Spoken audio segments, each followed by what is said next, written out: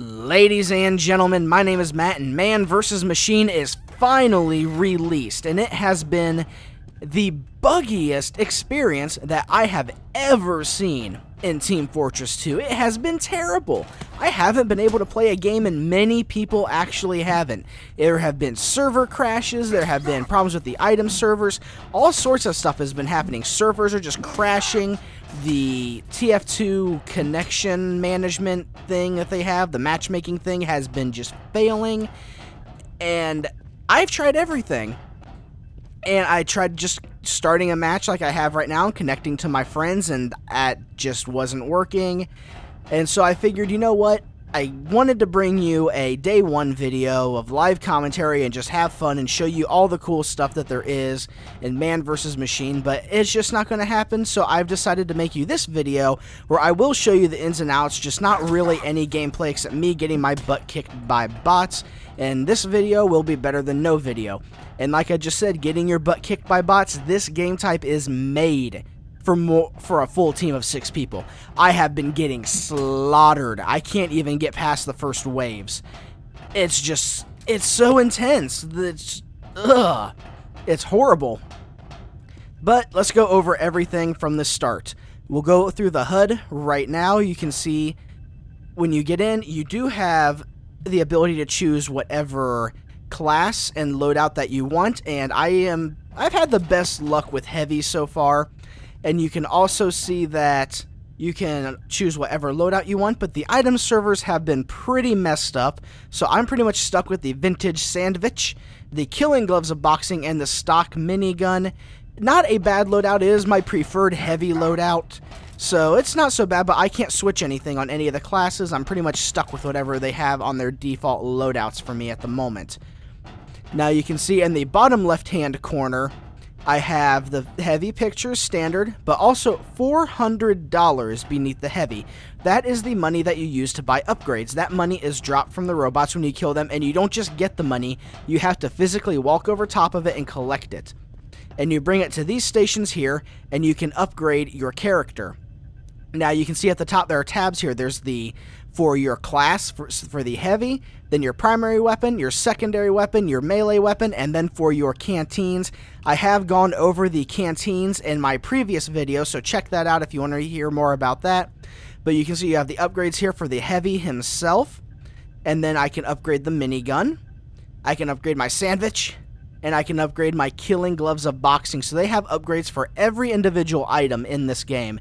That's pretty cool. Now, all the miniguns will probably have the same upgrades, but I have not checked because the item servers have been down. I've been unable to check if special items have different upgrades for them. Now, I have noticed that the sniper rifle on the sniper has a faster charge rate buff that you can get, upgrade.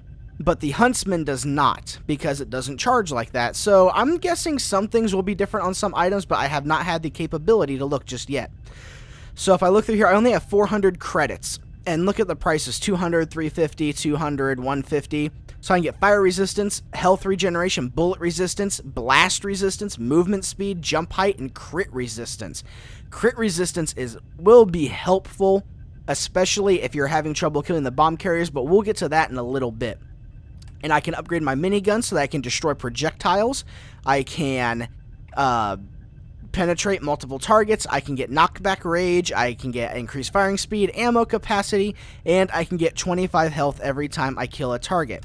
The sandwich gets a increased recharge rate, and the killing gloves of boxing get increased attack speed as well as health on kill. And if you notice that, okay, you have the upgrade, like right here, 25% blast resistance. There are these 3 dots. Those dots are extra points in the you can put more points into one upgrade. You can upgrade them further than just once. So look here. The sandwich has a 20% recharge rate. I'm guessing that each one of these blips is, so there, it's 20%. If I added another blip, it would take it up to a 40%, 60%, 80% sandwich recharge rate. And that would be helpful not so much for you, but for the people around you, because you don't want to be able to sit there and eat your sandwich every 10 seconds. You want to be able to throw that to your teammates while someone else is healing you, especially your medic. Imagine you throwing your medic a sandwich every couple minutes. I'm sure he would be wonderfully grateful. So the heavy get some pretty nice stuff out of this. You can upgrade the minigun to have, I don't know how much total capacity you would get out of that. For the health on kill, look, I can take it all the way up to 50%. You can see over here, with a kill with the minigun, it gives me a plus 50 health every time I kill a target. So that's how the upgrades work. And I want to go through, I am going to increase, what do I want? What do I want? What do I want? The health on kill would be beneficial. And something else that's 200. Movement speed would be nice. I don't need the sandwich. I would like blast resistance, but it is 350 credits, and I do not have 350 credits. I would like crit resistance. That would probably be nice. I think I am going to take the crit resistance because, well, you'll see in a little bit. So that's it for the upgrades. Now let's get out here and see what we're going to be fighting against. Up in the top of the HUD is the wave counter. You can see I am on currently wave 1 of 7, and below the wave meter it shows you how many of each class you're going to be fighting. So you can see that there are 48 soldiers and 40 scouts in wave 1. After they have been defeated, you will get another break like this, and then you can buy upgrades and restock and everything else before fighting the next wave. And you do have all the time you need between waves, because as you can see beneath my avatar for my heavy, which is also beneath the wave meters, is F4 to toggle ready. So you toggle when you're ready, and that's how the next wave starts. So it's not going to be like, oh look, you completed the wave, now rush for the next 30 seconds until it's completed and get set up. And no, it's not going to do that to you. You are going to have the time to set up, so don't worry about it. And during these setup times, engineered buildings will immediately build to level 3. Teleporters would be incredibly helpful here. Engineers I can see being super vital to this. Every class, actually. More so the support ones like the medic, the engineer, they will be very beneficial to teams. Definitely will be high scorers. Now you can see this right here is the Manco self-destruct pod. This is where the bots are trying to bring a bomb. When you see, there will be a bomb carrier, and he's always highlighted on your screen. You can see him through the walls at all times, much like the cart and payload, how you can see it at all times through the walls. You can see the bomb carrier in the same manner, and you'll see that later because I will fight a wave. And they try to bring it to this hole, and if they get in this hole, the bot will stand here, and then he'll just jump. He'll jump into the hole, and then you lose. That's it. That's all they takes to get there. And you have to kill all the bots before they get that singular bomb to the hole. Now, I have not survived long enough to see if they try to bring more than one bomb at a time, and I have not looked up any videos or anything yet because I've spent this whole time trying to play, but I am sure that there probably will be more than one bomb eventually. I would not be surprised if that were to happen. So this is where they're trying to take the bomb. Now, if you're wondering, why is this here? Manco, if you read the comics, Manco for some reason decided that they needed a self-destruct thing for their facilities, and they decided to make a bomb-shaped hole for self-destruct so they could drop a bomb down to blow their factory up if they ever needed, and that is what Gray Man is exploiting. He is going to have the bots come and drop a bomb in it and blow up the Manco facilities. So, let's move on up and show you everything. You can see it. There's plenty of health and ammo scattered around. Now, these blue things right here, these are the current paths that the bots will take. Now, a lot of people, this is supposed to be more, everyone was thinking this was a horde mode, and I thought it was a horde mode too, but it really is much more of a tower defense than it is a horde mode. It's kind of a, I guess, a halfway point, you could say, between a tower defense and a horde mode. This is the path that the bots will most likely take, but sometimes some stray away. I've seen it happen. They go around different places, especially if you're a demo man and you lay sticky bombs. They won't just willy-nilly walk on the bombs. Some of the bots will avoid them. They will go other directions, so you need to be sure to hide your bombs like here, so when they come this corner, you can blow them to pieces. Just be ready for those kind of incidents. So that's what those are. Those are for pathing. So we'll move on up just a little bit. Now, up on ahead, this is where everything will start. You can see that there's the pathing right there. I don't know if it means they're going to come from the left side this time. Usually it's from the right on the first wave on this map. There is the carrier that brings the bots in. Now, when you toggle ready, the bots will start coming down from there, and they will jump down to the ground, and then they will flash. Not until they hit the ground here are they vulnerable to fire. When they're still up there, you cannot hurt them. They are invulnerable in every way. You cannot snipe them, you cannot bomb them, you cannot shoot them. They will just shrug it off, and you will do nothing but waste your ammo on them. Wait till they're down here and blow them to smithereens. You can see you have plenty of places to duck to and hide from. To hide from the bots, but be careful because they will come up here. I was up here like, hey, look, I'm doing okay. You know, I'm holding them off, okay? Soldier came up here, blew me to pieces. It didn't go too well, but you do have plenty of health and ammo in a lot of these locations. The sentry guns can do really good, like right here. The Wrangler can really do some damage. I've seen in some of the spectators, the engineers like to stand up on here so they can aim their Wranglers. Well, another engineer will be repairing dispensers, and it's some really neat stuff. It really is. It's pretty cool. Now, I think that's everything I was wanting to talk about. I'm pretty much sure that's it. I don't know if I mentioned it, but when you kill a bot, they will drop money on the ground. I know I mentioned that, but I don't know if I mentioned that you actually have to physically pick it up. You will not just get the money. You will actually have to physically pick up the money, and it's not very much. It really isn't. And I don't know if you can steal teammates' money. I haven't been able to see that. Or if all the money that's dropped is yours. I'm not sure. I'm not sure at all. So that's all I really know about that. Let's start a wave. I'm not really going to try and kill everything, but I will use it to show you exactly what man versus machine is all about. Once all players have toggled ready, the waves will begin. 4, 3, 2. And they should either come down from there or over here. Yeah, you can see right there, you can see him through the walls at all times. He is the bomb carrier. Now, the bomb carriers have to go down quick because the longer they hold the bomb, they gain buffs.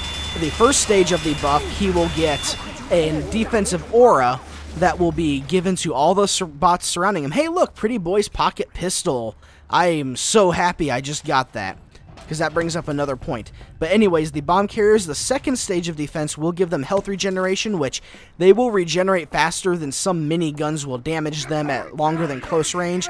And third stage, they will get full mini crits all the time. You can see there's the defensive buff he's sharing with his allies. And once you kill him, it goes away. And just burn them down as quickly as possible.